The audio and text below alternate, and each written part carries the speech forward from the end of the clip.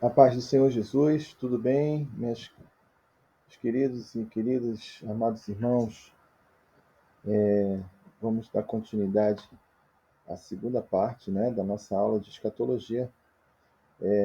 Nós, na última aula, falamos sobre a tribulação, o primeiro período, dos 3 anos e meio, e nós vamos agora falar sobre a segunda parte da tribulação, né?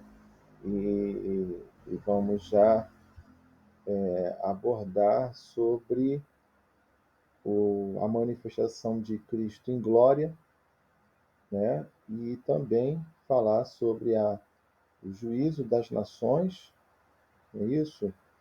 E o milênio. Nós vamos abordar esses assuntos na aula de hoje. Tá? Antes de mais nada, eu queria fazer leitura de um texto da Palavra de Deus, aqui, que se encontra no texto de Paulo,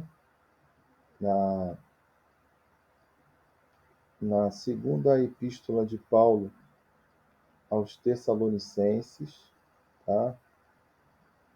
No capítulo de número 2, segunda Tessalonicenses, capítulo 2, a partir do versículo de número 3. Segunda Tessalonicenses, capítulo de número 2, versículo de número 3, que diz assim: Ninguém de maneira alguma vos engane, porque não será assim sem que antes venha a apostasia e se manifeste o homem do pecado, filho da perdição, o qual se opõe e se levanta contra tudo o que se chama Deus ou se adora, de sorte que se levantará, que se assentará como Deus no templo de Deus, querendo parecer Deus. Não vos lembrais de que estas coisas vos dizia quando ainda estava convosco? E agora vós sabeis o que o detém, para que a seu próprio tempo seja manifestado. Porque já o mistério da injustiça opera. Somente há um que agora o retém até que do meio seja tirado.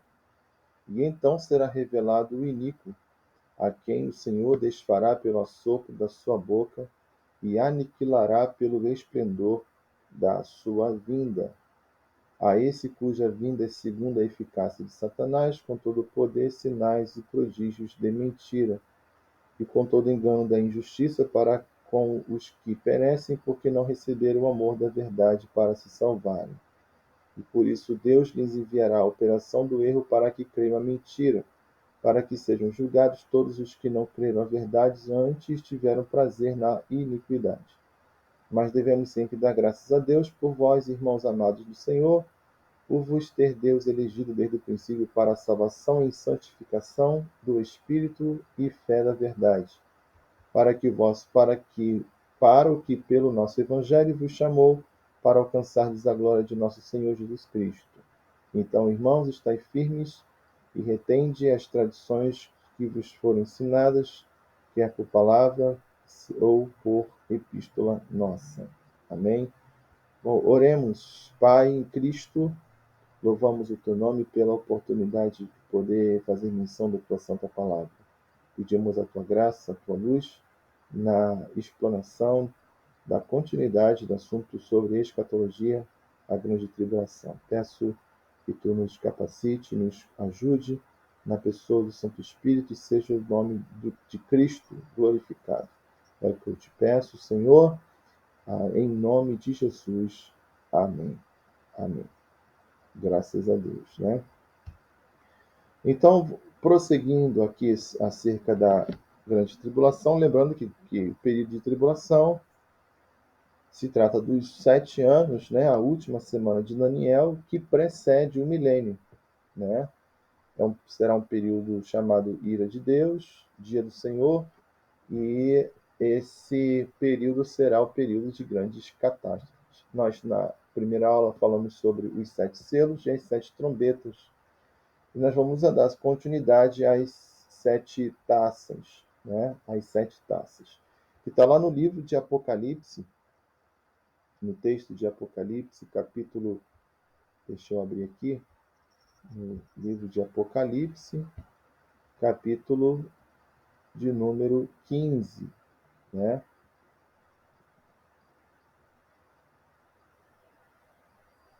Capítulo de número 15. Deixa eu ir direto aqui ao ponto.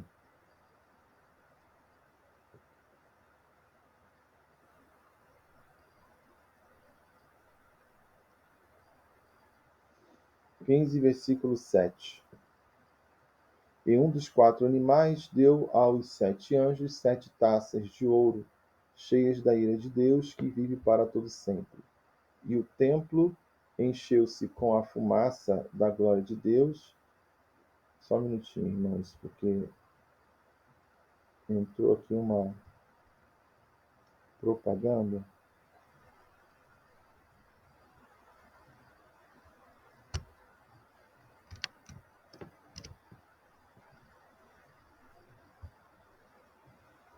E o templo encheu-se com a fumaça da glória de Deus e o seu poder, e ninguém podia entrar no templo. Eu estou em Apocalipse 15, versículo 8. Até que se consumassem as 7 pragas dos 7 anjos, né? Então, inicia-se as 7 pragas, né? As 7 taças, aliás. Então, dá continuidade ao versículo 16, que do versículo 1 dizia: ouvi, vinda do templo, uma grande voz que dizia aos 7 anjos: ide e derramai sobre a terra as 7 taças da ira de Deus. E foi o primeiro e derramou sua taça sobre a terra, e fez uma chaga má e maligna nos homens que tinham o sinal na testa e que adoravam a sua imagem. Está falando da imagem lá da besta, tá? Lá do capítulo 13. E o segundo anjo derramou sua taça no mar, que se tornou em sangue como de um morto, e morreu no mar toda a alma vivente. O terceiro anjo derramou sua taça nos rios e nas fontes de águas, e se tornaram em sangue, né? E ouvi o anjo das águas que dizia: justo és tu, ó Senhor, que és, que eres, há de ser, porque julgaste essas coisas. Visto como derramaram o sangue dos santos e dos profetas, também tu lhes deste o sangue a beber, porque disto são merecedores. E ouvi outro do altar que dizia: na verdade, ó Senhor, Deus Todo-Poderoso, verdadeiros e justos são os teus juízos. E o quarto anjo derramou a sua taça sobre o sol, e foi permitido que abrasasse os homens com fogo. Essa é a quarta taça. Os homens foram abrasados com grandes calores e blasfemaram o nome de Deus, que tem poder sobre estas pragas, e não se arrependeram para lhe darem glória. E o quinto anjo derramou a sua taça sobre o trono da besta, e o seu reino se fez tenebroso, e eles mordiam as suas línguas de dor. E por causa das suas dores e por causa das suas chagas, blasfemaram do Deus do céu e não se arrependeram das suas obras. O sexto anjo derramou a sua taça sobre o grande rio Eufrates, e a sua água secou-se para que se preparasse o caminho dos reis do Oriente. E da boca do dragão, e da boca da besta, e da boca do falso profeta, vi sair 3 espíritos imundos semelhantes a rãs. Porque são espíritos de demônios que fazem prodígios, os quais vão ao encontro dos reis da terra e de todo o mundo, para os congregar para a batalha naquele grande dia do Deus Todo-Poderoso. Eis que vem como um ladrão, bem-aventurado aquele que vigia e guarda as suas roupas, para que não adinue e não se veja as suas vergonhas. E os congregaram no lugar em que, em hebreu, se chama Armagedon. E o sétimo anjo derramou sua taça no ar, e saiu grande voz do templo do céu, do trono, dizendo: está feito. E houve vozes, trovões, relâmpagos, e houve um grande terremoto, como nunca houve desde que há homens sobre a terra. Tal foi este tão grande terremoto. E a grande cidade fendeu-se em 3 partes, e as cidades das nações caíram, e da grande Babilônia se lembrou Deus para lhe dar o cálice do vinho da indignação da sua ira. E toda a ilha fugiu, e os montes não se acharam, e sobre os homens caiu do céu uma grande saraiva, pedras do peso de 1 talento, e os homens blasfemaram de Deus por causa da praga da saraiva, porque a sua praga era muito grande. Então, Essas são as 7 taças as 7 taças da ira, né? Da ira de Deus que vai ser derramado no, no último instante, nos últimos instantes, né? Nos últimos períodos da segunda parte da grande tribulação. Entenda uma coisa, queridos. Nesse momento aqui, nesse momento aqui, é um momento que precede a manifestação de Cristo em glória. Então, todos os acontecimentos, tanto dos selos, quanto das trombetas, e acrescentando os eventos das 7 taças, eles irão acontecer dentro de uma circunstância organizada, porém, assim, não significa que o que aconteceu entre os selos não tenha cessado a partir das trombetas. Não. Todas as pragas, as sete selos, 7 trombetas, 7 taças, elas vão, elas vão acontecer de maneira concomitante. Quer dizer, elas vão acontecer, elas vão iniciar dentro de uma organização, né? Dentro de uma cronologia. Porém, eles vão continuar até o fim, tá? Os eventos não vão paralisar, eles vão ter a sua continuidade, elas vão continuar acontecendo até o final da tribulação, tá bom? Então, todas essas pragas que vão acontecer, elas não vão acabar a partir do momento em que outra começa. Não, não, não. A outra praga vai começar e a que já estava vai continuar, ok? Só para a gente poder entender isso aqui, tá? Então, será um momento de muito terror, porque a segunda metade, o anticristo, ele vai promover a perseguição aos judeus, né? Então, será um momento onde tudo aquilo que estava camuflado vai ser revelado, né? E toda a humanidade estará corrompida, né? Os habitantes da terra, quando o texto vai se referir aos habitantes da terra que blasfemam contra o Senhor, isso está lá em Apocalipse capítulo 13, se refere à grande massa da população do planeta que estará nessas condições espirituais, nessas condições. Quer dizer, todos os acontecimentos vão determinar que a humanidade procure o anticristo, porque ele vai se manifestar dentro de uma instância espiritual. Israel vai reconhecer o anticristo como o Messias, né, dentro de uma primeira impressão, né, e o mundo todo vai agregar a ideia de um Salvador em torno do anticristo. Então, assim, será um período de muitas atribuições ao anticristo no que diz respeito a aquilo que o mundo vai oferecer a ele, né? O mundo vai reconhecer ele, enfim, né? Então, dentro do julgamento das taças, vai acontecer primeiro, úlceras horríveis vão aparecer naqueles que seguem o anticristo. Todos aqueles que tiverem a marca, né, a marca da besta. E quando a gente fala de marca da besta, irmãos, eu não sei se eu já falei sobre isso em outras aulas, a gente não está falando sobre chip. Chip é uma tecnologia que pode ou não pode ser a tecnologia utilizada pelo anticristo.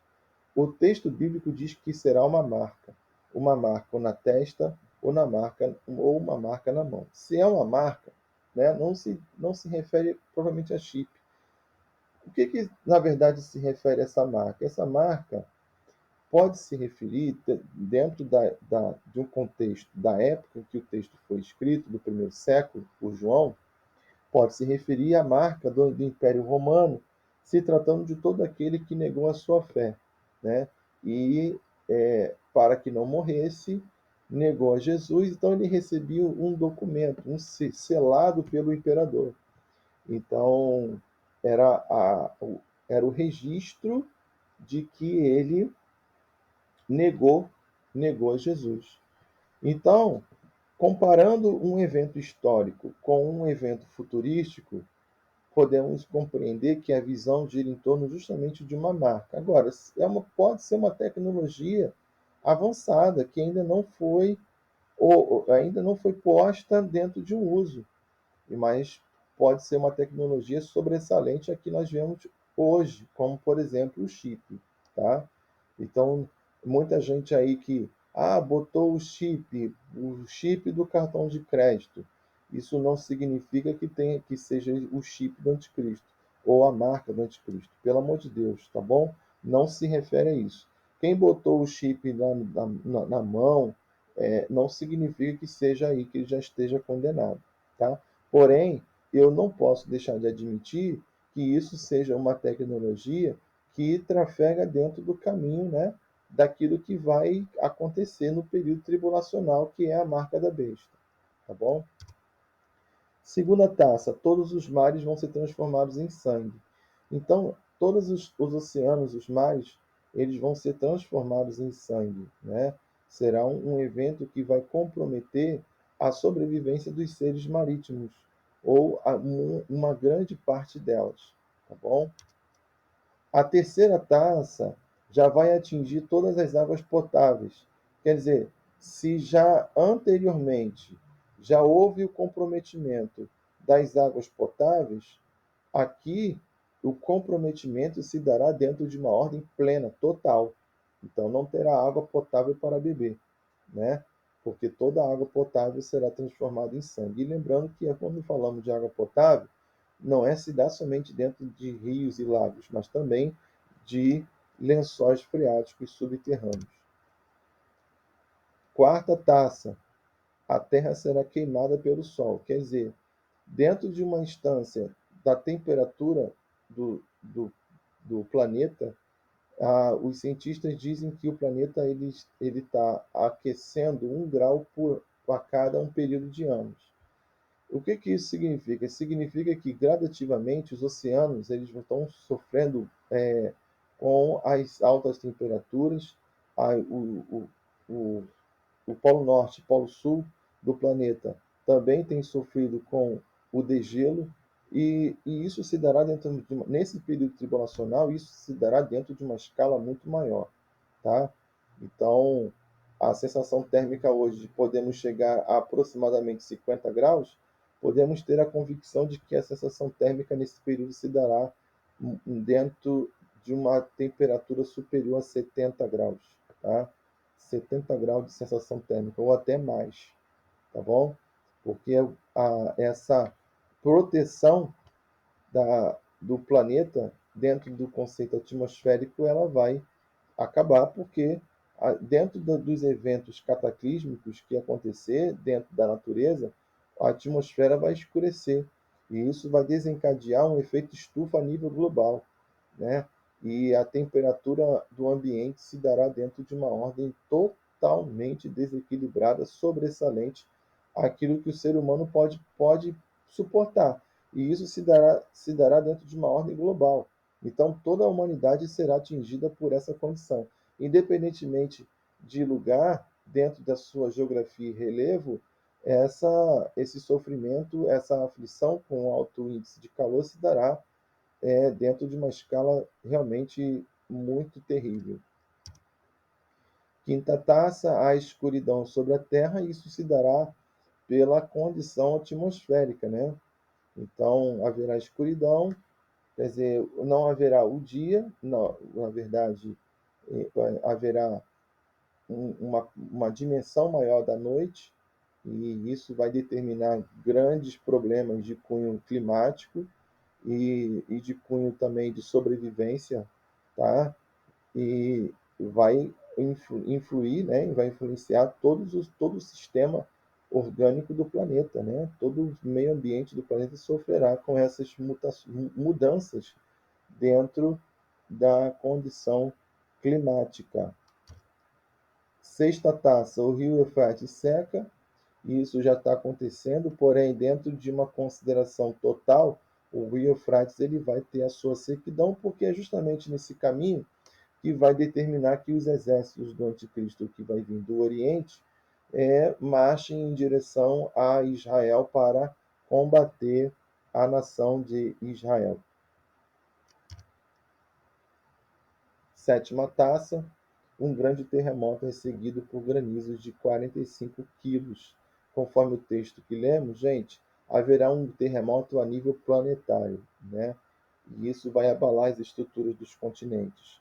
E haverá uma chuva de granizos também em escala, né, que vai atingir vários lugares do planeta em diferentes tempos, tá bom? E essas pedras dentro de uma... Você imagina 45 quilos caindo do céu. 45 quilos caindo do céu, você pode elevar esses 45 quilos a, um peso muito maior do que os 45 quilos. Eu não sei o cálculo certo, mas eu acredito que a queda desses granizos de 45 quilos deve atingir o solo dentro de uma dimensão de mais de 10 mil quilos, com certeza, mais de 10 mil quilos, tá? Porque de acordo com com a força da gravidade, o peso aumenta em relação à velocidade, né? Então, esse é o período tribulacional que vai, é, que vai preceder a manifestação de Cristo em glória, né? E aí, professor, e em relação a aquilo que está escrito lá em Apocalipse, capítulo de número 13? Apocalipse, capítulo 13, vai se referir ao anticristo e à besta. Então, entenda isso aqui. No capítulo 13, vai dizer que a população da terra, no versículo 4, vão adorar o dragão que deu à besta o seu poder, e adoraram a besta, dizendo: quem é semelhante à besta? Quem poderá batalhar contra a besta? E foi-lhe dado uma boca para proferir grandes coisas e blasfêmias, e deu-se-lhe poder para agir por 42 meses. Então, 42 meses são 3 anos e meio, né? E abriu a sua boca em blasfêmias contra Deus, para blasfemar o seu nome e o seu tabernáculo e dos que habitam no céu. E foi-lhe permitido fazer guerra aos santos e vencê-los, e deu-se-lhe poder sobre toda a tribo, língua e nação. Isso aqui está em Daniel 7, né? Se você for lá em Daniel 7, a partir do versículo de número 20, você vai encontrar todo esse contexto aqui da revelação, né? E adoraram-na todos os que habitam sobre a terra, esses cujos nomes não estão escritos no livro da vida do Cordeiro, que foi morto desde a fundação do mundo. Aqui está falando sobre a imagem da besta, né? Aqui, capítulo 13, versículo de número 3. E viu uma das suas cabeças como ferida de morte, e a sua chaga mortal foi curada, e toda a terra se maravilhou após a besta. E adoraram o dragão, e deu à besta o seu poder, e adoraram a besta, dizendo: quem é semelhante à besta? Quem poderá batalhar contra ela? Então haverá uma imagem, fará-se uma imagem dessa besta, e essa imagem ela vai falar, tá? Essa imagem ela vai falar. Deixa eu só pôr aqui na versículo 13. E faz grandes sinais, de maneira que até a fogo faz descer do céu a terra à vista dos homens. E engana os que habitam na terra com sinais que lhe foi permitido que fizessem em presença da besta, dizendo aos que habitam na terra que fizessem uma imagem à besta que recebera a ferida da espada e vivia. Então, a besta vai morrer, né, com uma ferida de espada, porém ela vai ressuscitar. E irá ser feita uma imagem de escultura, tá? Uma imagem esculpida dessa besta, né? Aqui, ó, versículo 15. E foi-lhe concedido que esse espírito, a imagem da besta, para que também a imagem da besta falasse. Isso aqui é uma imagem mesmo, tá? Imagem aqui, queridos, é estátua, tá?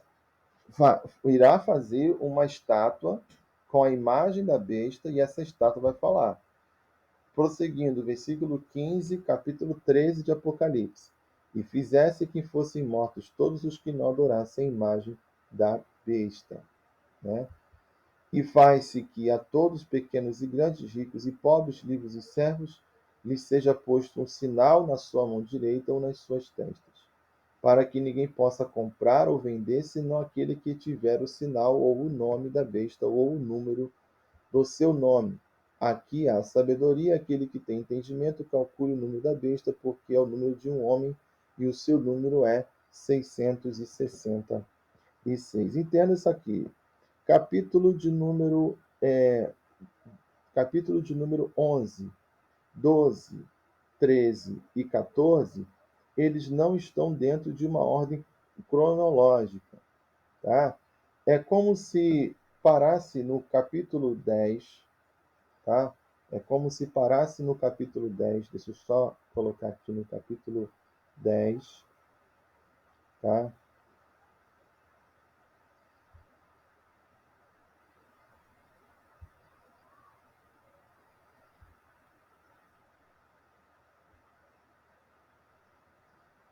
Na verdade, é como se o capítulo 10, 11, 12, 13 e 14 tivesse uma é como se fosse um entretexto, né? Porque você vê no capítulo 9, ela para na sequência dos selos, do último selo. Já no capítulo de número 15 para 16, já inicia, perdão, a última trombeta, né? Aí, no caso, capítulo 9 vai, vai fazer menção das últimas trombetas. Já no capítulo 10, 11, 12, 13, 14, já se tem um entretexto sem estar dentro de uma ordem das sequências dos fatos, tá? Então, aí, do capítulo de número 9, dando sequência às pragas, né? Já pula-se para o capítulo 15 e 16, que já parte para as taças, né? Agora, é interessante falar que no capítulo 13 vai fazer menção das características do anticristo e dentro do seu sistema, né? Por que, que eu procurei enfatizar isso aqui? É porque esses capítulos, do capítulo 10, 11, 12, 13 e 14, é importante para que venhamos a compreender os entretextos, quer dizer, fala do anticristo, fala da besta, fala das testemunhas, fala dos 144.000. Então, é para que haja uma compreensão mais detalhada dos elementos que norteiam o assunto escatológico, tá bom? Então, por isso que é importante a gente ater que esses capítulos não estão dentro de uma ordem cronológica, tá? Então, por exemplo, em que tempo se dará a marcação da marca da besta, né? Do selo, né? Da marca da besta, está lá no último versículo, né? Sobre esse número que será marcado, o sinal, né? Com o nome da besta, o número do seu nome. Então, em que momento se dará isso? Claro que se dará dentro do primeiro período da tribulação. Será um período onde os habitantes da terra serão obrigados a serem marcados com o nome ou número e, por sua vez, dando a essa condição de viver uma vida normal, trabalhando, enfim, comendo, enfim, né? E quem não tem a marca vai passar a ser perseguido, ok? Só para a gente poder compreender, né, esses detalhes, porque muita coisa dentro dessa situação fica em desordem, né? Fica muito em desordem. Então, no final da tribulação, quando o rio Eufrates secar e servirá de caminho para os exércitos do Oriente. Isso já se dará dentro do final do período tribulacional, né? E aí, quando o anticristo se posicionar junto aos seus exércitos no Vale do Armagedon. Onde fica esse Vale do Armagedon? Esse Vale do Armagedon, ele fica aproximadamente ali no norte ali de Israel. Fica nas proximidades ali do norte de Israel. Depois eu vou postar no grupo o mapa e a foto do Vale do Armagedon para vocês, tá bom? Prosseguindo. Então, quando Cristo se manifestar em glória para estabelecer o seu governo, Israel estará cercado, né? Cumprindo-se as profecias de Jeremias e a profecia de Ezequiel. Israel será cercado pelo adversário, pelo anticristo, né? E nesse cerco, Israel irá se refugiar no deserto de Edom, Moabe, né? Que é onde hoje localiza-se a Irã, a região dos árabes, né? E aí você vai me dizer, poxa, como é que pode? Hoje eles são inimigos, mas eles vão aceitar refugiar os judeus nesse período sim, irmãos, porque de alguma forma eles terão uma aliança de paz. E isso vai determinar que eles recepcionem os judeus nos desertos para que os judeus venham a se esconder, né? Interessante falar que a profecia garante que esse esconderijo se dará em cavernas. E existem figuras, fotos de cavernas prontas nas regiões de Petra, né? Que é justamente dentro dessas regiões geográficas onde servirá de refúgio para o povo hebreu. E são cavernas como se fossem casas, tá? E não são dezenas, são centenas de milhares de cavernas que servirão de esconderijo para ao anticristo. Isso aí vai ser determinante para que os para que os judeus fujam para esses locais, né? Nessa fuga, o exército do anticristo,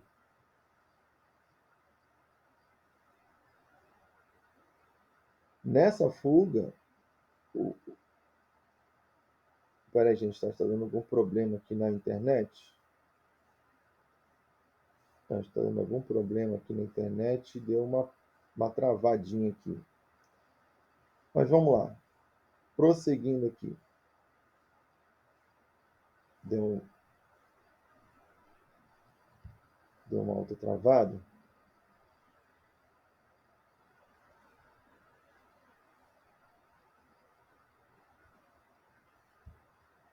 Vamos lá, beleza. Então, isso está registrado em Apocalipse, capítulo de número 19, tá? Apocalipse 19, versículo de número 15 em diante, né? Vamos para o versículo 13. Versículo 13. Vamos lá. 11, na verdade. Apocalipse 19, 11. 19, 11. E viu o céu aberto, e eis um cavalo branco, e o que estava sentado sobre ele chama-se Fiel e Verdadeiro, e julga e peleja com justiça. Seus olhos eram como chama de fogo, sobre a sua cabeça havia muitos diademas, e tinha um nome escrito que ninguém sabia ensinar ele. E estava vestido de uma veste tingida em sangue, e o nome pelo qual se chama é a Palavra de Deus.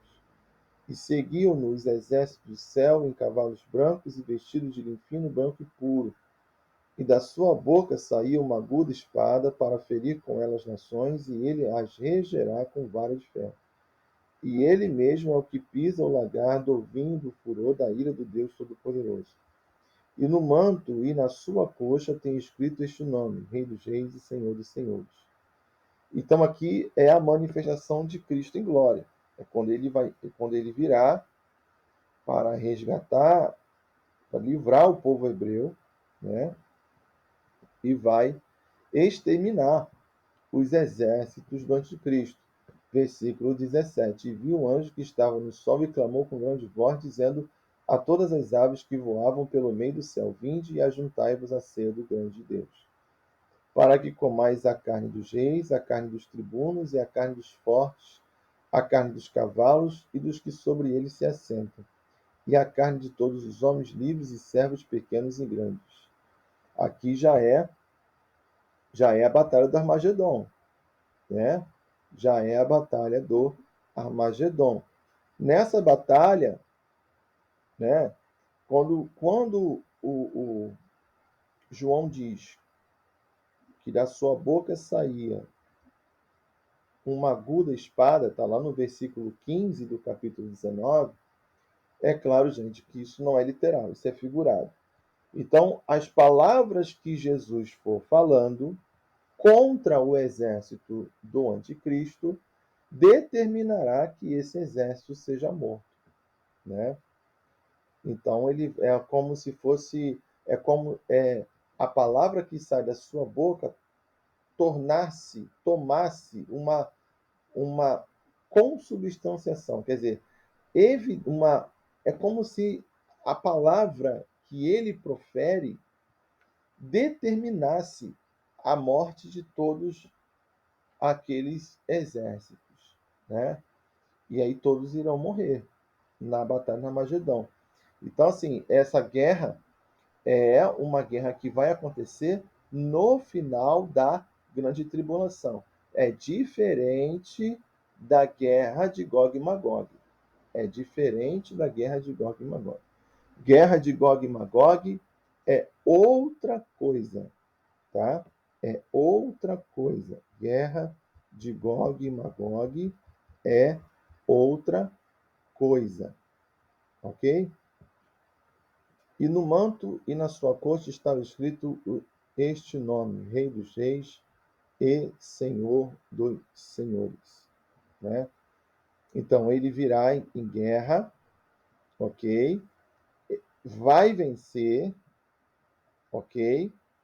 E segundo o texto de Mateus, capítulo 25, Mateus, capítulo 25, versículo de número 30 em diante, Mateus, capítulo 25, versículo de número 30 em diante.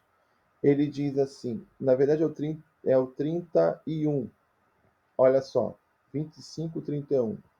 E quando o Filho do Homem vier em sua glória, está falando da manifestação de Cristo em glória, e todos os santos anjos com ele, então se assentará no trono da sua glória. Então, Cristo vai vir manifestado em glória. Isso aqui já depois da batalha da Magedon, ok? Então, versículo 32. Quando ele estiver sentado no trono, e todas as nações serão reunidas diante dele, e apartará uns dos outros. Tá falando agora de nações. Agora é o chamado juízo das nações. No juízo das nações será separado nações bode das nações ovelhas, né? E está lá, versículo de número 32.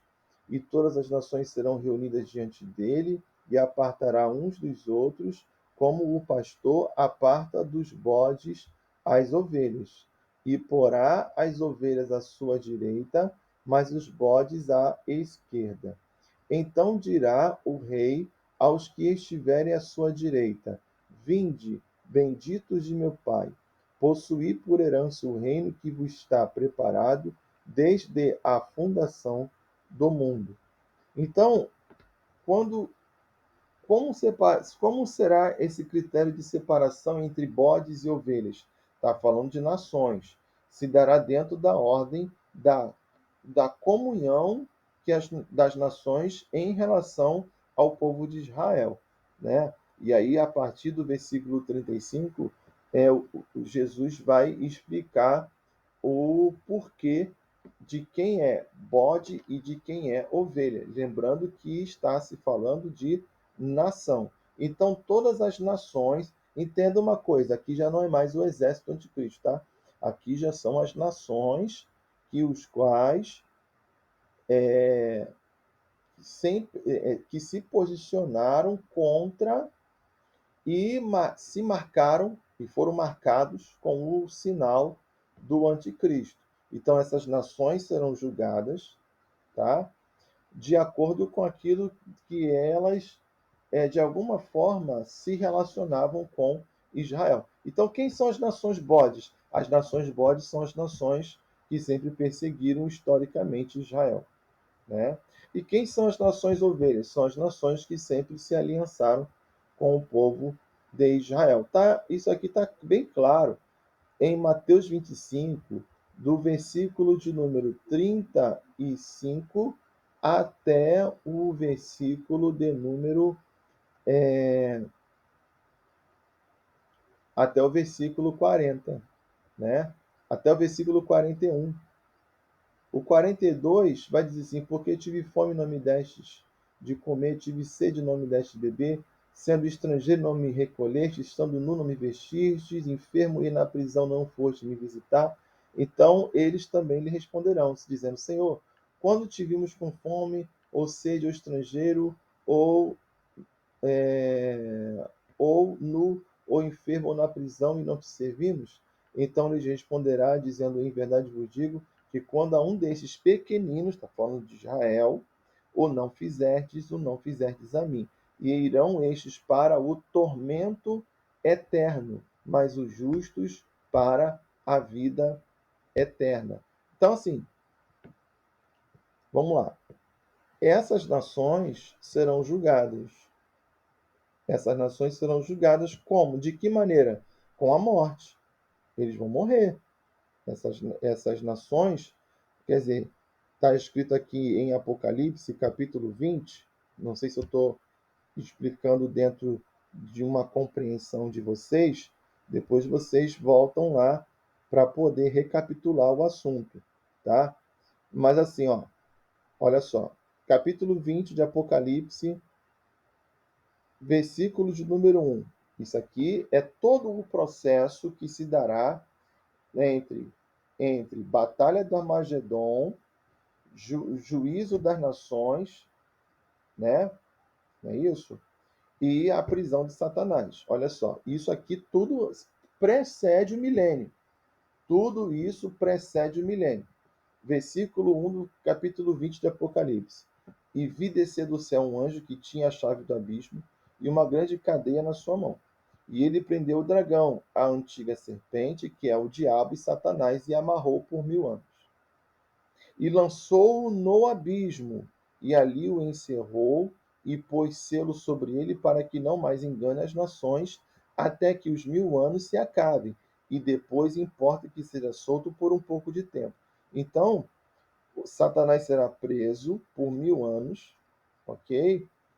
E com isso haverá, ele não, isso aqui não é, ele não vai ser lançado no inferno. Isso aqui, a palavra usada é abismo. Então, é uma reserva, é um lugar, ok? Que está reservado para o tribunal final, ok? Versículo de número 4. E vi tronos, e assentaram-se sobre eles, e foi-lhes dado poder de julgar. E vi as almas daqueles que foram degolados pelo testemunho de Jesus e pela palavra de Deus, que não adoraram a besta nem sua imagem, e não receberam o sinal em suas testas e nem em suas mãos, e viveram e reinaram com Cristo durante 1000 anos. Ó, olha que interessante. Esses mártires aqui morreram em Cristo durante o período tribulacional, ok? São almas daqueles que foram degolados. Então eles morreram pelo testemunho de Cristo e pela palavra de Deus, e que não adoraram a besta nem sua imagem e nem receberam o sinal nas suas testes. Então isso significa que eles morreram durante o período tribulacional. Eles, e diz o texto, e viveram. Ora, se eles viveram, é porque eles serão ressuscitados. Quando é que eles serão ressuscitados? Eles serão ressuscitados no momento em que Cristo se manifestar em glória, né? Eles serão ressurretos e vão reinar com Cristo durante 1000 anos. Versículo 5 é o ponto que eu quero aqui destacar para que a gente possa entender o destino dessas nações bodes que serão julgadas nesse tribunal das nações, no julgamento das nações. Versículo 5: Mas os outros mortos não reviveram, até que os 1000 anos se acabaram. Esta é a primeira ressurreição. Então, a primeira ressurreição é de crente, é de salvo. A primeira ressurreição se dará em duas etapas. Primeiro, no arrebatamento, e segundo, na manifestação de Cristo em glória. E as nações que foram mortas? Gente, eles serão mortos. Sendo mortos, a alma deles vão para o Hades. Ok? A alma desses mortos, das nações, vão para o Hades e os seus corpos serão consumidos. Os seus corpos serão consumidos dentro de um prazo. Qual é o prazo em que os corpos desses mortos das nações bodes serão consumidos? Está aqui, ó, capítulo 19, versículo de número 17 e 18. E vi um anjo que estava no sol e clamou com grande voz, dizendo a todas as aves que voavam pelo meio do céu: Vinde e ajuntai-vos à ceia do grande Deus, para que comais a carne dos reis, carne dos tribunos, carne dos fortes, carne dos cavalos e dos que sobre eles se assentam, e a carne de todos os homens, livres e servos, pequenos e grandes. E vi a besta, os reis da terra e os seus exércitos reunidos para fazerem guerra àquele que estava sentado sobre o cavalo e ao seu exército. Aí diz, né? A besta foi presa e com ela o falso profeta, que diante dela fizeram sinais. Né? Versículo de número 21. E os demais foram mortos com a espada que saía da boca do que estava sentado sobre o cavalo, e todas as aves se fartaram das suas carnes. Né? Que se fartaram das suas carnes. Então, essas nações serão julgadas por morte, serão mortos pela palavra que sair da boca de Cristo, será como uma espada de 2 fios, ok? E esses mortos irão para o Hades aguardar o trono branco, ok? E aí a gente volta para o capítulo 20 de Apocalipse, no versículo de número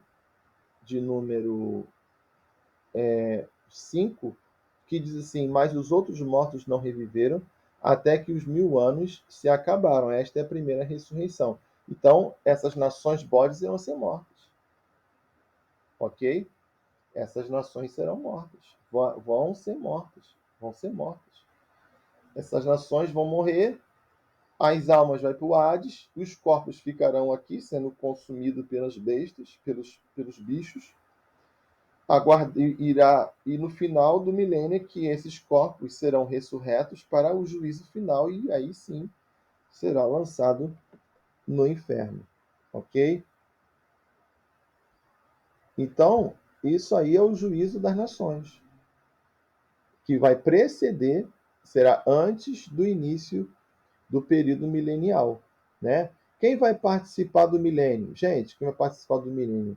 Vai participar do milênio é Jesus, igreja, Israel e as nações ovelhas, né? E as nações ovelhas. Esses mártires que serão ressurretos na manifestação de Cristo em glória, terão seus corpos glorificados? Sim, eles terão seus corpos glorificados, só não terão galardão, tá? Não terão, não terá galardão, assim, galardões, porque os galardões já foram dados para a igreja no tribunal de Cristo nos Hades, né? Então não vai ter galardão, mas eles terão seus corpos glorificados. Então a igreja estará com Cristo no milênio. Então Israel estará servindo, né? E junto às nações ovelhas, ok? Isso se dará dentro de uma ordem milenial, quer dizer, são 1000 anos literais, o reino literal de Cristo sobre todas as nações. E nós reinaremos. É promessa. Apocalipse, capítulo de número... Aqui, ó. Capítulo 2. Capítulo 2. Apocalipse, capítulo 2.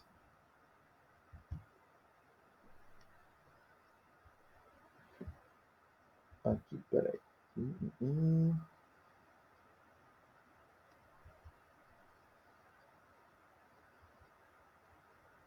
Ao que vencer.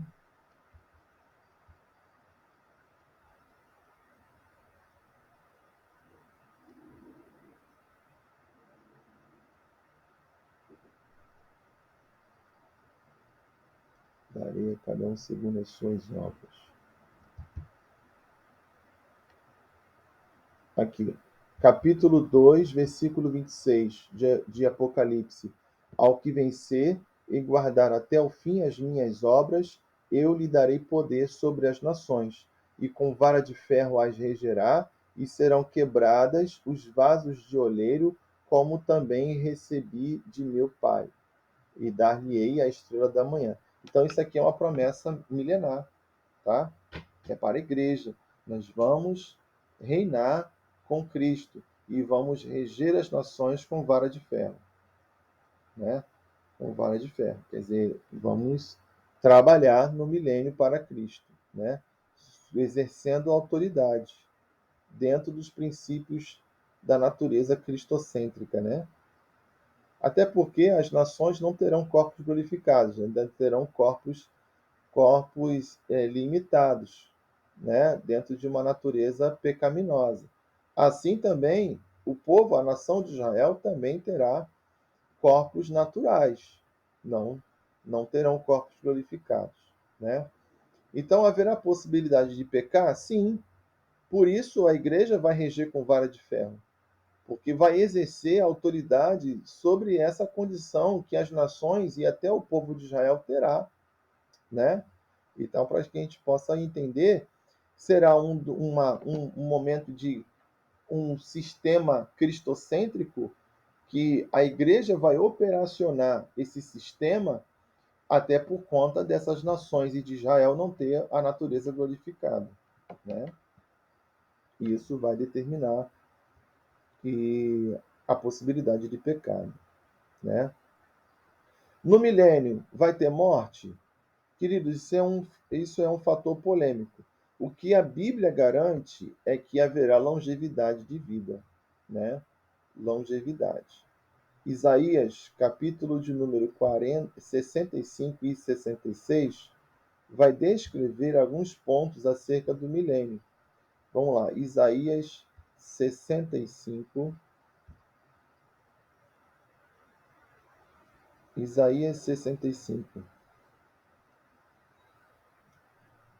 Versículo 1: Fui buscado dos que não perguntavam por mim, fui achado daqueles que não me buscavam. A uma nação que não se chamava do meu nome, eu disse: Eis-me aqui, eis-me aqui. Estendi as minhas mãos o dia todo a um povo rebelde, que anda por caminho que não é bom após os seus pensamentos. Povo de contínuo me irrita diante da minha face, sacrificando em jardins e queimando incenso sobre altares de tijolos. Que habita entre as sepulturas e passa as noites junto aos lugares secretos, come carne de porco e tem caldo de coisas abomináveis nos seus vasos. Que dizem: Fica onde estás, não te chegues a mim, porque sou mais santo do que tu. Estes são fumaça no meu nariz, um fogo que arde todo dia. Eis que está escrito diante de mim: não me calarei, mas eu pagarei sim, pagarei no seu seio. As vossas iniquidades e juntamente as iniquidades de vossos pais, diz o Senhor, que queimaram incenso nos montes, me afrontaram nos outeiros. Assim lhes tornarei a medir as suas obras antigas no seu seio. Assim diz o Senhor: como quando se acha mosto num cacho de uvas, dizem: não o desperdice, pois há bênção nele. Assim farei por amor de meus servos, que não os destrua todos. E produzirei descendência a Jacó e a Judá, um herdeiro que possua os seus montes. E os meus eleitos herdarão a terra, e os meus servos habitarão ali. Então, está falando de quem? Quem é essa figura que nasce da descendência de Jacó e de Judá? É Jesus, né? Um descendente que possua os montes, né? E os seus eleitos herdarão a terra e os seus servos habitarão ali. Já está falando da herança milenial, ok? Aí diz, versículo 10, eu estou em Isaías 65. E Saron servirá de curral de rebanhos, e o vale de Acor, lugar de repouso de gados, para o meu povo que me buscou. Mas a vós, os que vos apartais do Senhor, os que vos esqueceis do meu santo monte, os que preparais uma mesa para a fortuna, e que misturais a bebida para o destino, também vos destinarei a espada, e a todos vos encurvareis a matança, porquanto chamei e não respondeste, falei e não ouviste, mas fizestes o que era mal aos meus olhos, e escolhestes aquilo em que não tinha prazer. Eu vou repetir isso aqui, porque isso aqui é interessante demais. Ó, e Saron, versículo 10. E Saron servirá de curral de rebanhos. Está falando o quê? Está falando ali de Israel. Vai servir de curral de rebanhos. O quê? Vai servir de uma terra em que todas as nações irão frequentar. Por isso o termo curral de rebanhos está se referindo a um local geográfico em que as nações irão para buscar, né, repouso, buscar refúgio, buscar é, orientações, né? Então, assim, Sarão servirá de curral de rebanhos e o vale de Acor, lugar de repouso de gados, para o meu povo, que me buscou. Então, isso é dentro do milênio. Haverá um povo, né, entre judeus e nações, que vai buscar refúgio em Deus, em Cristo. Porém, o 11 vai dizer: mais a vós, os que vos apartais do Senhor, os que vos esqueceis do meu santo nome, os que preparais uma mesa para a fortuna, e que misturais a bebida para o destino, também vos destinareis a espada, e todos vos encurvareis à matança, porquanto chamei e não respondestes, falei e não ouvistes, mas fizestes o que era mal aos meus olhos, e escolhestes aquilo em que não tinha prazer. Portanto, assim diz o Senhor: eis que os meus servos comerão, mas vós padecereis fome. Eis que os meus servos beberão, porém vós tereis sede. Eis que os meus servos se alegrarão, mas vós vos envergonhareis. Eis que os meus servos exultarão pela alegria de coração, mas vós gritareis pela tristeza de coração e uivareis pelo quebrantamento de espírito. E deixareis o vosso nome aos meus eleitos por maldição. E o Senhor vos matará, e a seus servos chamará por outro nome.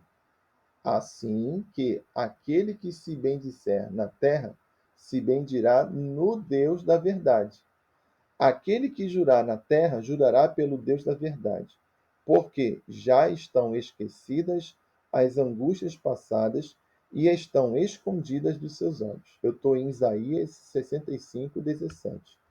Porque eis que eu crio novos céus e nova terra, e não haverá mais lembrança das coisas passadas, nem mais se recordarão.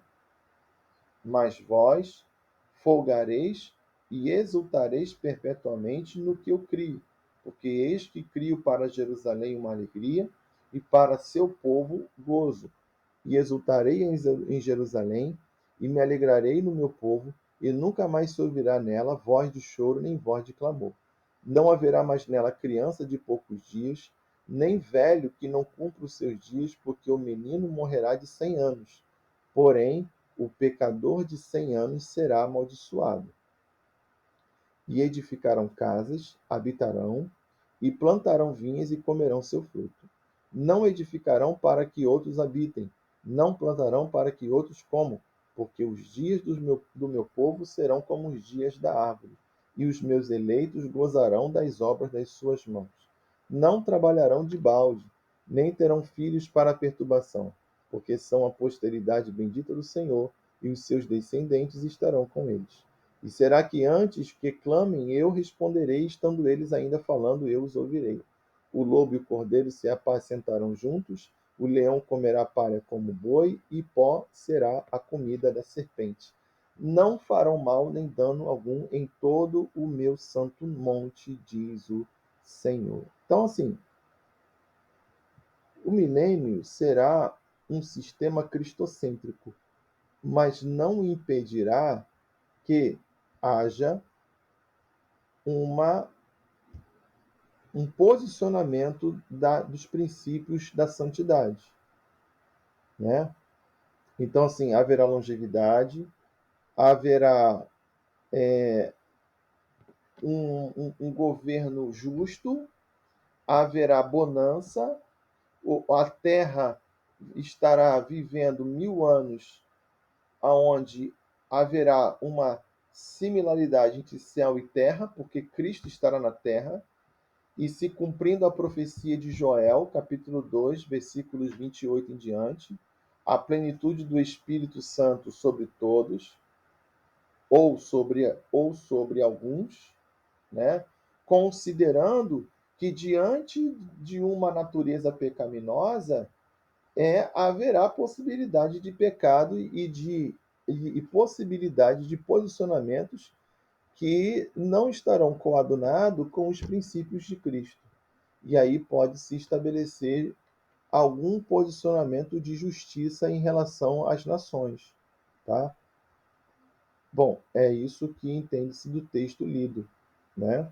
Depois vocês pegam e leem novamente. O capítulo 66 de Isaías, né, vai dar continuidade a, a esse conceito. Mas eu queria destacar aqui Zacarias, capítulo 14, Zacarias, capítulo de número 14,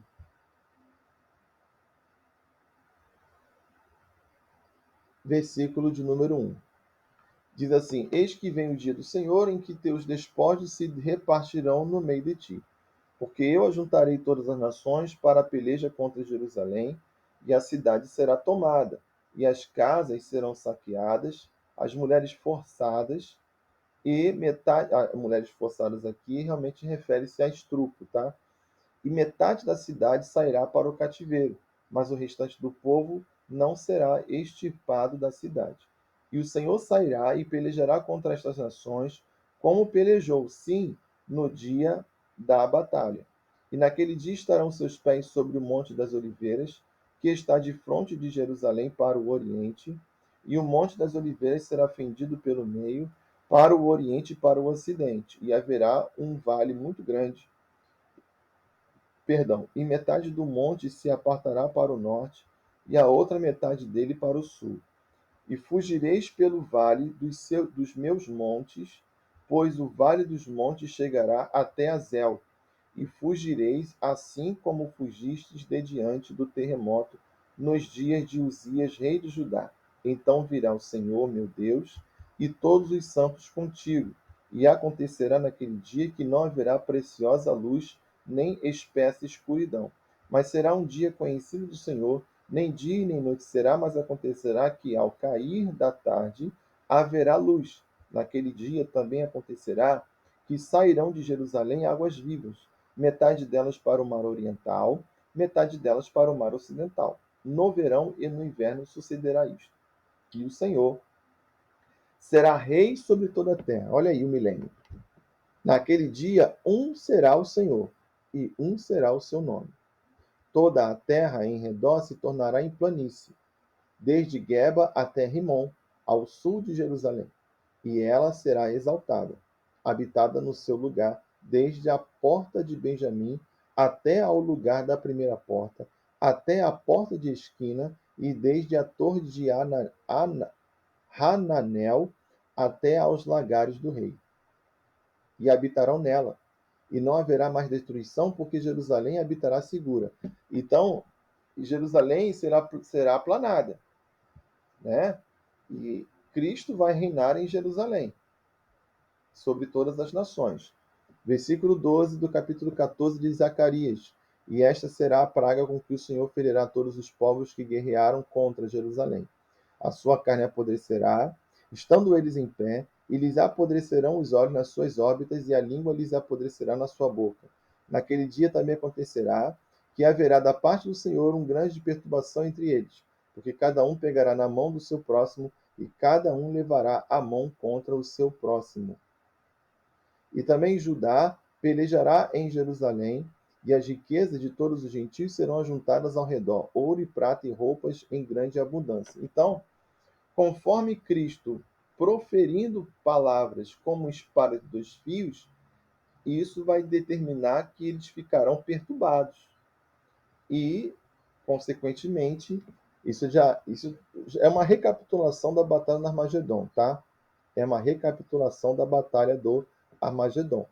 14:14 de Zacarias. E também Judá pelejará em Jerusalém, e as riquezas de todos os gentios serão juntadas em redor, ouro e prata e roupas em grande abundância. Assim será também a praga dos cavalos, dos mulos, camelos, jumentos e todos os animais que estiverem naqueles arraiais, como foi esta praga. E acontecerá que todos os que restarem de todas as nações que vieram contra Jerusalém subirão de ano em ano para adorar o Rei, o Senhor dos Exércitos, e para celebrarem a festa dos tabernáculos. Então, quem sobrou? Nações, ovelhas, entrou no milênio. Israel entrou no milênio. E, então, segundo o texto de Zacarias 14:16, uma vez ao ano, esses remanescentes irão para Jerusalém, né?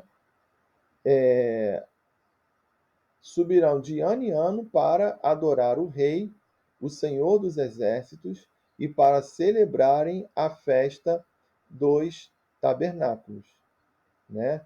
E o versículo 16: E acontecerá que todos os que restarem de todas as nações que vieram contra Jerusalém subirão de ano em ano para adorar o Rei, o Senhor dos Exércitos, e para celebrarem a festa dos tabernáculos. E acontecerá que, se alguma das famílias da terra não subir a Jerusalém para adorar o Rei, o Senhor dos Exércitos não virá sobre ela a chuva. E se a família dos egípcios não subir, nem vier, não virá sobre ela a chuva, virá sobre eles a praga com que o Senhor ferirá os gentios que não subirem para celebrar a festa dos tabernáculos. Este será o castigo do pecado dos egípcios e o castigo do pecado de todas as nações que não subirem a celebrar a festa dos tabernáculos. Naquele dia será gravado sobre as campainhas dos cavalos, santidade ao Senhor. E as panelas da casa do Senhor serão como as bacias diante do altar.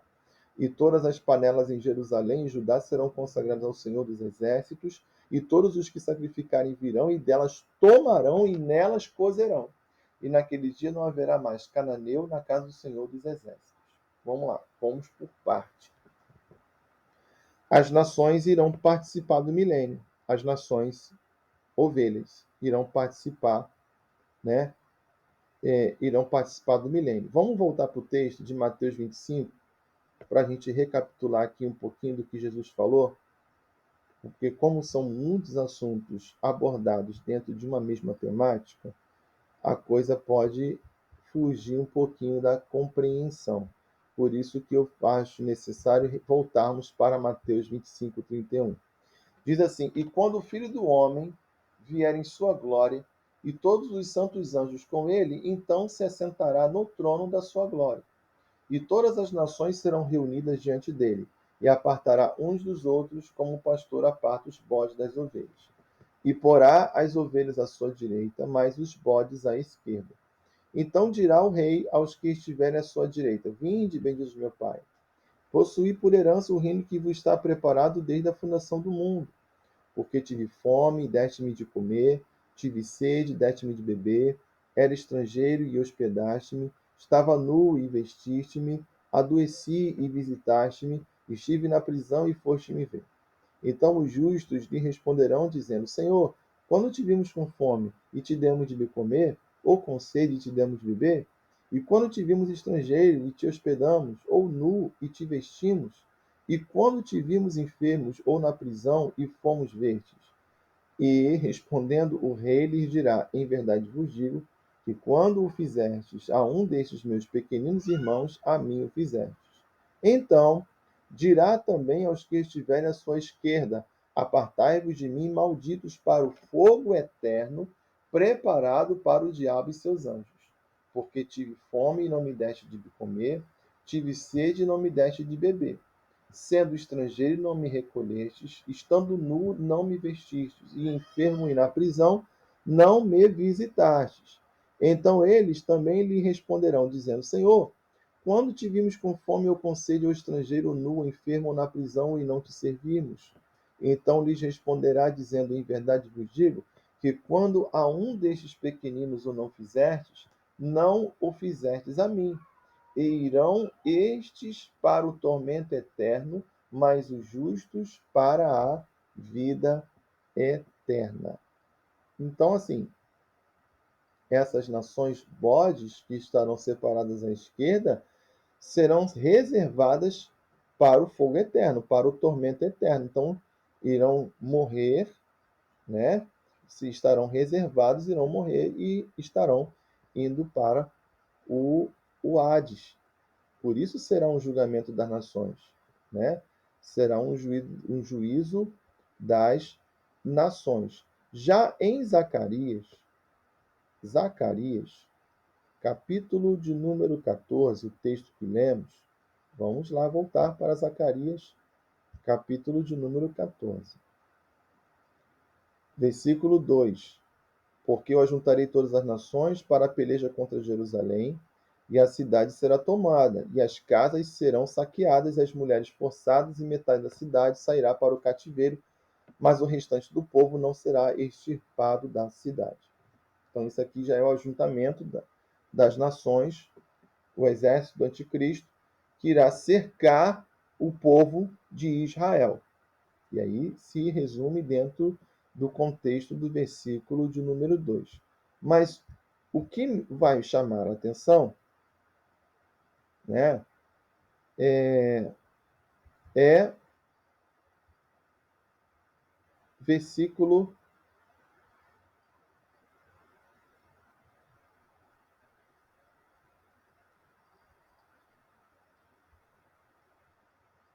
aqui, versículo de número 16.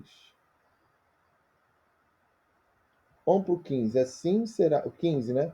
14, 15. Assim será também a praga dos cavalos, dos mulos, dos camelos, dos jumentos e todos os animais que estiverem naqueles arraiais, como foi esta praga.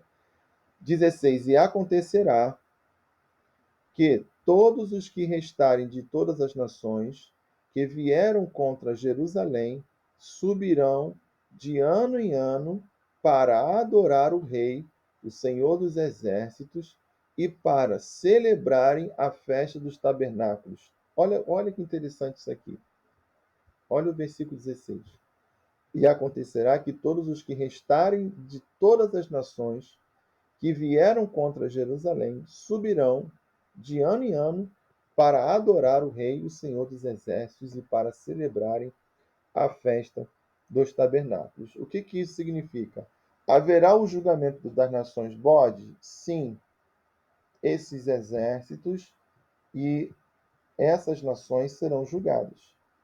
Porém, dentro dos remanescentes, haverá a permissão de participar do período milenial, porém seguindo os preceitos das ordenanças de Cristo.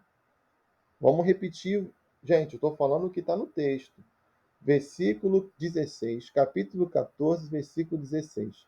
E acontecerá que todos os que restarem de todas as nações que vieram contra Jerusalém subirão de ano em ano para adorar o Rei, o Senhor dos Exércitos, e para celebrarem a festa dos tabernáculos. Gente, isso aqui já é depois do Armagedon. Porque a batalha do Armagedon, Zacarias 14, ele já vai descrever aqui, ó, ele já vai descrever aqui no versículo No versículo de número 12, olha só. E esta será a praga com que o Senhor ferirá a todos os povos que guerrearam contra Jerusalém. A sua carne apodrecerá, estando eles em pé, e lhes apodrecerão os olhos nas suas órbitas, e a língua lhes apodrecerá na sua boca. Quer dizer, serão mortos. Naquele dia também acontecerá que haverá da parte do Senhor uma grande perturbação entre eles, porque cada um pegará na mão do seu próximo e cada um levará a mão contra o seu próximo. Isso aqui é o Armagedon. Isso aqui é a batalha do Armagedon. E também Judá pelejará em Jerusalém, e as riquezas de todos os gentios serão juntadas ao redor, ouro e prata e roupas em grande abundância. E assim será também a praga dos cavalos, mulos, camelos, jumentos, e de todos os animais que estiverem naqueles arraiais, como foi esta praga. E acontecerá que todos os que restarem de todas as nações que vieram contra Jerusalém, subirão de ano em ano para adorar o rei. Quer dizer, subir aonde? Subir para Jerusalém, meu povo, para celebrarem a festa dos tabernáculos. E terá que fazer. Porque, e se eles não fizerem, terá a opção de não fazer? Versículo 17 e 18. E acontecerá que, se alguma das famílias da terra não subir a Jerusalém para adorar o rei, o Senhor dos Exércitos, quem é o Senhor dos Exércitos? Jesus. Por que, que a expressão Senhor dos Exércitos é utilizada aqui? Porque Jesus, dentro do seu regimento, dos seus princípios das nações, ele vai reger com vara de ferro dentro do cumprimento daquilo dos seus princípios. Então, o texto vai dizer que o Senhor dos Exércitos vai determinar que não virá sobre ela a chuva, sobre a família que não oferecer nos tabernáculos. Versículo 18. E se a família dos egípcios não subir, nem vier, não virá sobre ela a chuva, virá sobre eles a praga com que o Senhor ferirá os gentios, que não subirem a celebrar a festa dos tabernáculos. Este será o castigo do pecado dos egípcios. Gente, isso aqui é no milênio. Então, essa história de que no milênio não vai ter pecado, isso cai por terra a partir do momento em que lemos o texto de Zacarias, capítulo 14. Este será o castigo do pecado dos egípcios e o castigo do pecado de todas as nações que não subirem a celebrar a festa dos tabernáculos. E aí, independentemente de ser bodes ou ovelhas, se não cumprir a ordenação da festa dos tabernáculos, vai sofrer com as punições. Versículo 20 do capítulo 14 de Zacarias diz assim: Naquele dia será gravado sobre as campainhas dos cavalos santidade ao Senhor, e as panelas na casa do Senhor serão como as bacias diante do altar. O que, que significa isso? Significa que todo o tipo de comemoração na casa do Senhor, né, servirá dentro de uma pureza espiritual. Gente, por quê? Entenda. Bacia diante do altar é fazendo referência à bacia do templo, à bacia do tabernáculo, que servia como um ato de purificação do sacrifício. Então, por exemplo, serão como bacias diante do altar. Porque a bacia foi feita, né, lá no deserto com espelhos das mulheres. Então, o fundo da bacia refletia a imagem da pessoa. É como se fosse um ato de introspecção, né?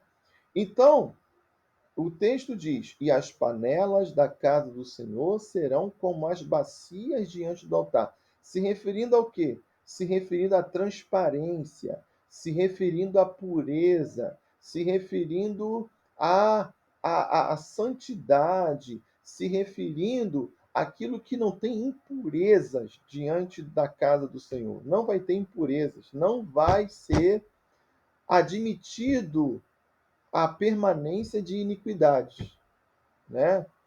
E o versículo 21 vai dizer assim: E todas as panelas em Jerusalém, em Judá, serão consagradas ao Senhor dos Exércitos. Quer dizer, é dedicada, exclusivo.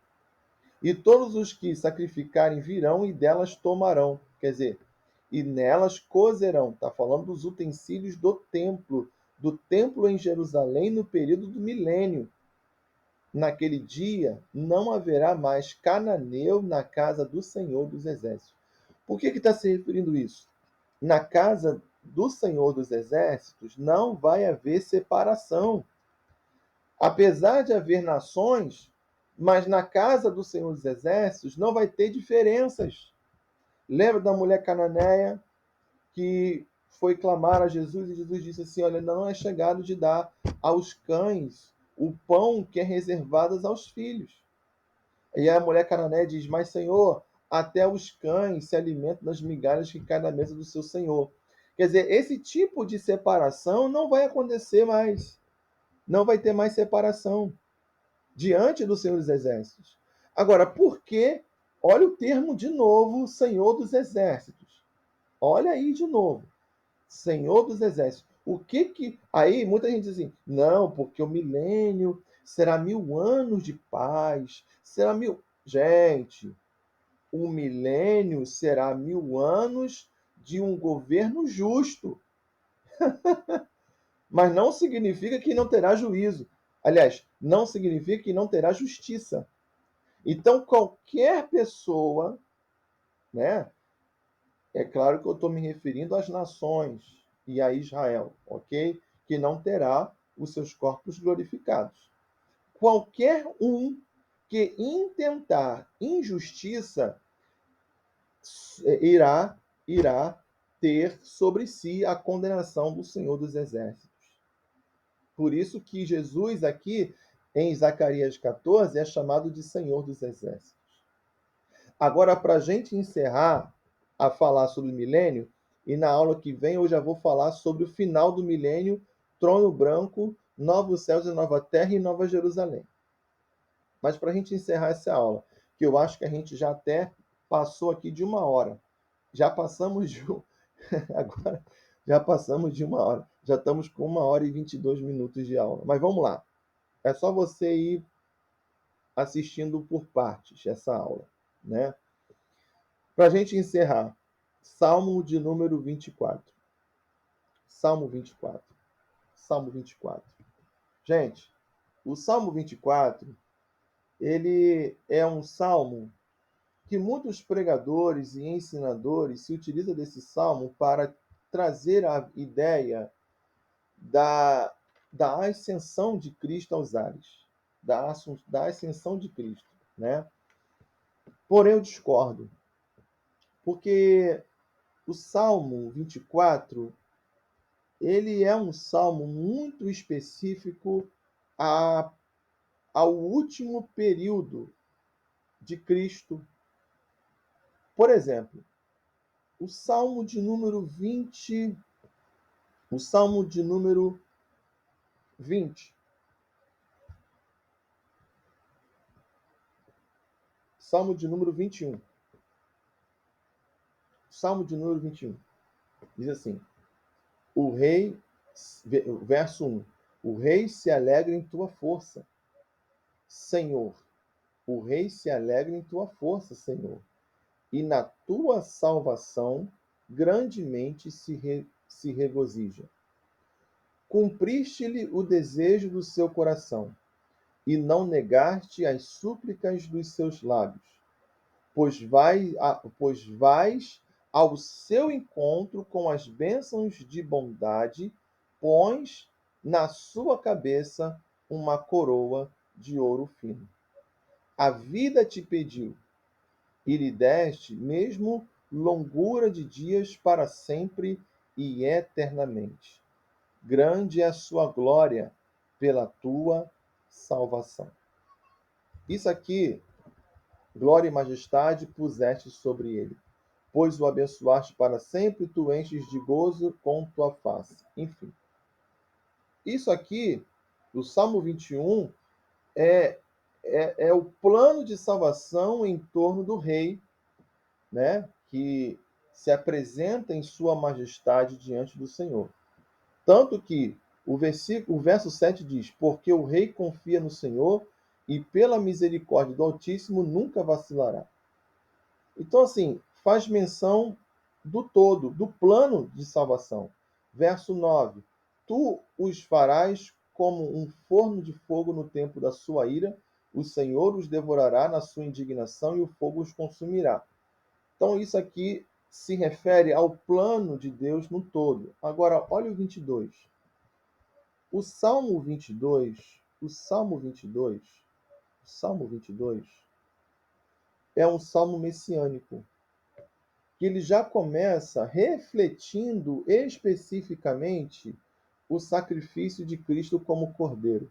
Aqui é o reflexo do sofrimento de Cristo por nossos pecados.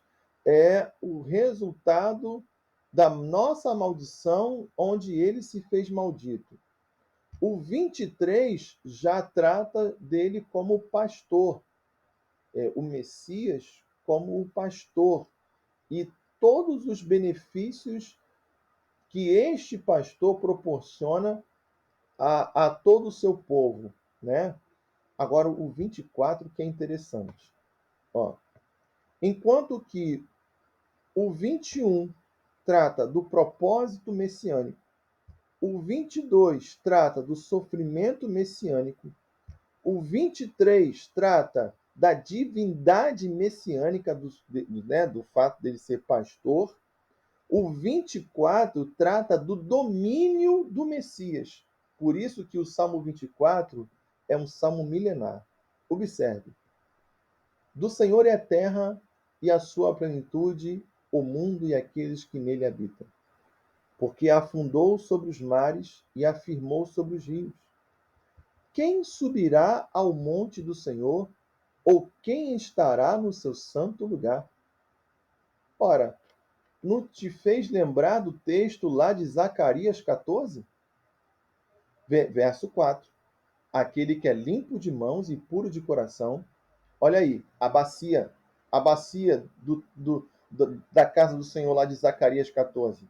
Aquele que é limpo de mãos, puro de coração, que não entrega sua alma à vaidade, nem jura enganosamente. Este receberá a bênção do Senhor e a justiça do Deus da sua salvação. Esta é a geração daqueles que buscam a tua face, ó Deus de Jacó. Olha aí, Zacarias capítulo 14, quando diz que as nações irão diante da face, está lá, Zacarias capítulo 14 que nós lemos, verso 7. Levantai, ó portas, as vossas cabeças. Levantai-vos, ó entradas eternas, e entrará o Rei da Glória. Ora, eu não posso crer que esse chamamento se refira a uma condição celestial. Não posso. Na realidade, o texto começa se referindo à plenitude da terra e não à plenitude do céu.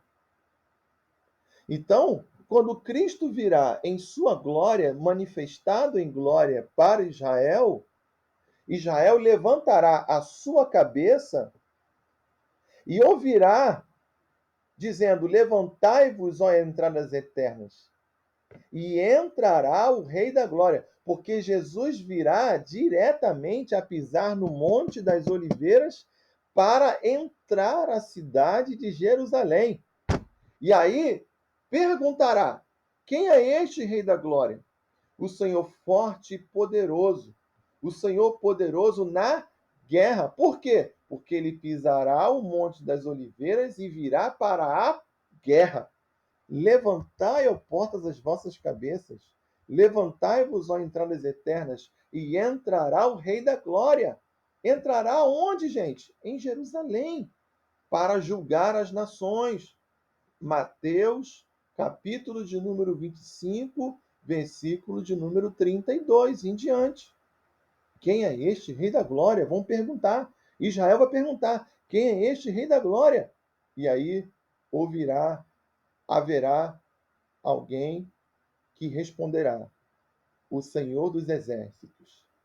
Ele é o Rei da glória. Aleluia, aleluia, aleluia, glória a Deus. E isso se dará no milênio, no milênio. Quando Jesus descer em glória, acompanhado dos seus santos anjos e da sua santa igreja, para estabelecer o seu milênio, Israel levantará suas cabeças e reconhecerá o Rei da glória. Aleluia, aleluia. O Salmo 24, o Salmo 24 vai se cumprir no exato momento em que Cristo se manifestar em glória para todas as nações. Aleluia! E a igreja estará ao seu lado, regendo as nações com vara de ferro durante 1000 anos. Que Deus abençoe vocês. Eu vou encerrar, a aula hoje se alongou, né? É um assunto muito extenso e ainda teremos ainda uma última aula, tá? Que vamos aí finalizar com o trono branco, né? Eu já até dei uma pincelada quando eu falei sobre Gog e Magog, mas a gente vai aprofundar um pouquinho mais. Depois vamos falar sobre trono branco, vamos falar sobre juízo eterno, novos céus, nova terra e nova Jerusalém. Ok, gente? Deus abençoe vocês. Fiquem na paz do Senhor Jesus e tenham uma semana abençoada, tá bom? Eu não lembro se eu coloquei a data da prova, mas eu vou colocar lá no grupo do WhatsApp lá, tá bom? Deus abençoe vocês. Fiquem com Deus. Vamos orar? Amém? Santo Deus, em Cristo, quero louvar o teu nome por tudo o que tratamos nesta hora, a todos os alunos do nosso seminário, que sejam edificados verdadeiramente diante de tudo aquilo que foi explanado em tuas escrituras sagradas. Senhor, estamos, ó Deus, verdadeiramente, ó Pai, nos preparando, preparados na realidade para a tua volta. E que tu cumpra a tua palavra e exerça sobre a tua igreja, Pai, o teu poder, a tua glória, Pai, se reflita sobre toda a tua igreja. Eu peço a tua graça, eu peço a tua misericórdia e a tua bênção em nome de Jesus. Amém. Deus abençoe. Fiquem na paz de Cristo Jesus. Deus abençoe.